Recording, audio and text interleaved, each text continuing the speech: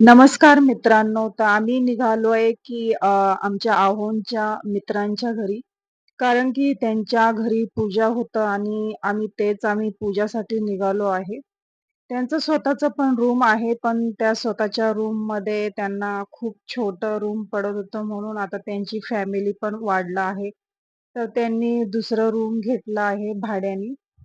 तर मग आम्ही तिकडंच तयारी चालू होतं. आज आहे रविवार आणि रविवारच्या दिवशी त्यांनी पूजा ठेवलं होतं.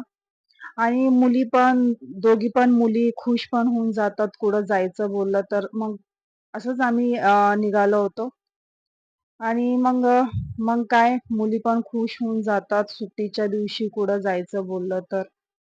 आणि पावसाचा टाईम असून सुद्धा एवढं किती गरम होत राहतंय आणि एवढं गरम होतंय की गरमनी हैराण होऊन गेलोय. आणि पावसाळ्याचा टाईम आणि पाऊस पण पडत नाही नीट.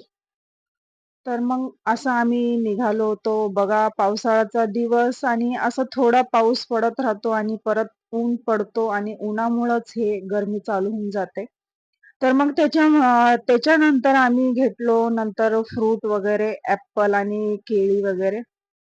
तर असंच मग घेत होतं आणि इथं चालू होतं की नारळ पाणी, नारळ पाणी. इथं मधीच चालू होऊन जातंय नारळ पाणी पाहिजे.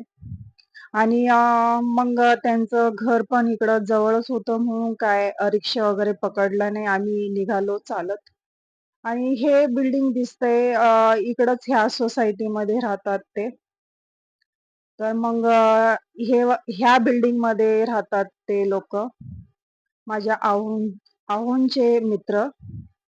तर घरून निघताना एवढं फ्रेश वाटत होतं आणि बाहेर निघालो की एवढं गरम होतंय, तर तुम्ही बघा.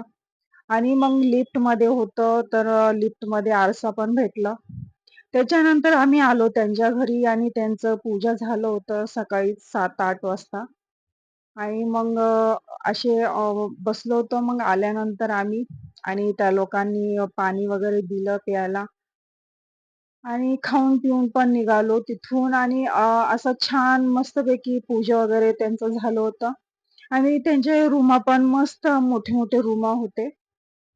व त्या रुमांचं मी काय व्हिडिओ काढली नाही. आणि माझ्या आहोंनी त्यांच्या मित्रांना सांगितलं, की माझा YouTubeचं चॅनल चालवते.